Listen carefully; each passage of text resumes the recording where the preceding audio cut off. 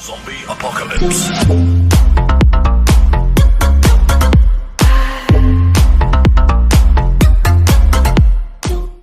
With another video, and today we are going to talk about how scary it was to go to prison for the first time as a 21-year-old skinny ass white boy. So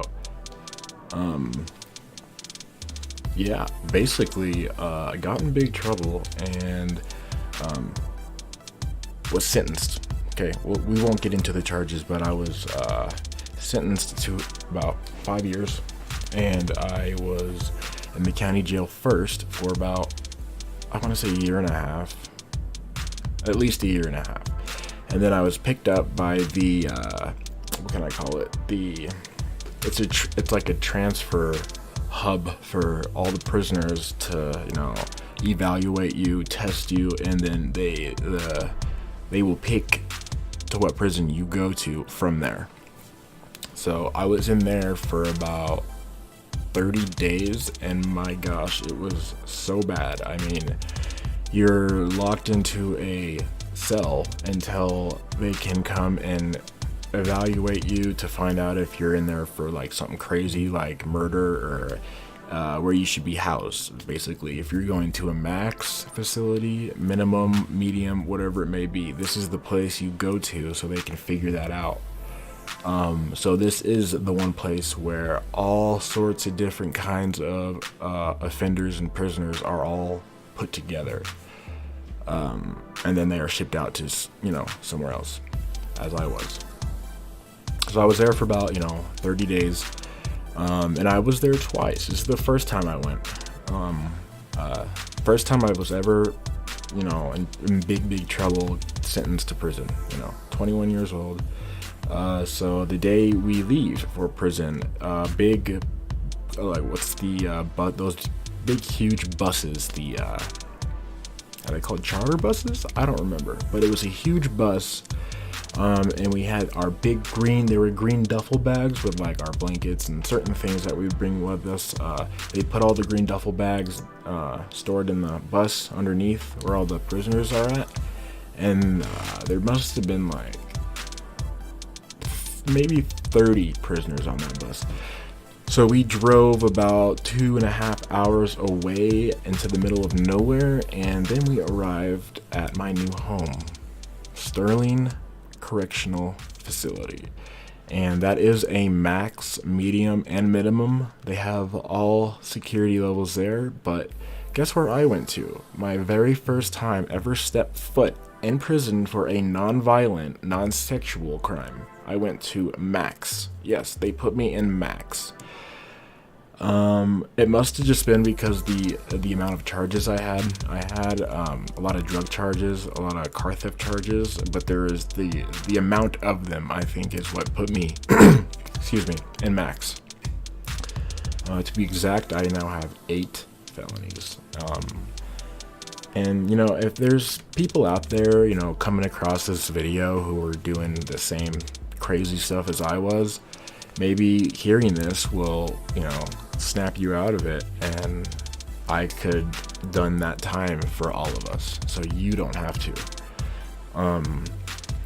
But yeah, I get there for the first time, and I walk into I guess I can tell you like step by step. We get into the arrival kind of area, and all the prisoners on that bus are put into a room, and we sat there for, it must have been 5-6 hours doing absolutely nothing but chained to the bench you're sitting at.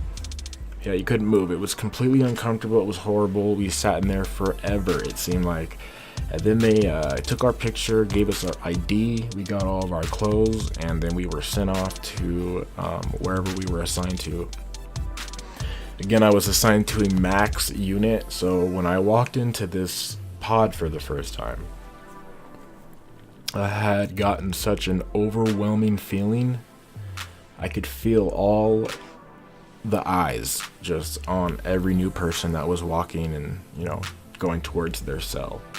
I'm surprised I didn't pass out. I did pretty good, I think, for being a 21-year-old skinny white boy that has no idea about the politics in prison. Yeah, so I met a few guys. Luckily, the cellmate, my very first cellmate that I ever had in prison, was brand new too, so that was okay. Throughout my stay in prison, I was celled with some crazy people. I mean, I once had a cellmate that was doing life, and he was never getting out. I wasn't in that situation for very long, but it was still crazy to be living with this guy who was never gonna see the sunlight again, won't ever taste freedom again. I mean, I just can't fathom that, you know. Going in there and going through 5 years was just crazy enough as it is. But as they say, if you don't want to do the time, don't do the crime. I hate that saying, but still, it's true. So I spent a good 3 years over on the max side. And get this, the whole time that I was there, I only got into 2 fights. And that's pretty good for being housed in a max facility. I got all my tattoos at this prison. This one. There it is. All the ink that I have is all from prison.